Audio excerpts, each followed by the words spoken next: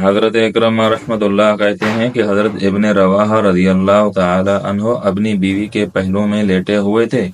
उनकी बांदी घर के कोने में सो रही थी। ये उठकर उसके पास चले गए और उसमें मशगूल हो गए। उनकी बीवी घबरा कर उठी और उनको बिस्तर पर ना पाया तो वो उठकर बाहर चली गई और उन्हें बांदी में मशगूल देखा। वो अंदर वापस आई और छुरी लेकर बाहर निकली। इतने में ये फारग होकर खड़े हो चुके थे और अपनी बीवी को रास्ते में मिले। बीवी ने छुरी उठाई हुई थी। उन्होंने पूछा, क्या बात है?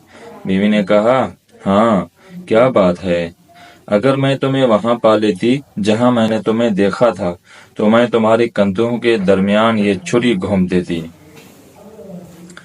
हजरत इब्ने रवाहा ने कहा, तुमने मुझे कहाँ देखा था? उन्होंने कहा, मैंने तुम्हें बांदी के पास देखा था। हजरत इब्ने रवाहा ने कहा, तुमने मुझे वहां नहीं देखा था। मैं बांदी के पास नहीं गया। मैंने उसके साथ कुछ नहीं किया। अगर मैंने उसके साथ कुछ किया होता तो मैं जनबी होता।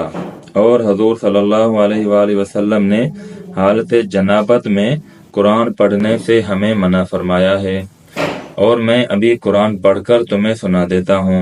उनकी बीवी ने कहा, अच्छा, कुरान पढ़ो। उन्होंने ये अशार इस तरह से पढ़े कि उनकी बीवी कुरान समझती रही। मोहब्बत बढ़ाने के लिए मियाँ बीवी का आपस में झूठ बोलना जायज़ है।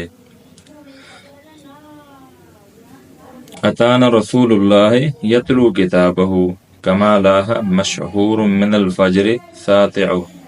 हमारे पास अल्लाह के रसूल सल्लल्लाहु अलैहि वसल्लम आए जो अल्लाह की ऐसी किताब पढ़ते हैं जो कि रोशन और चमकदार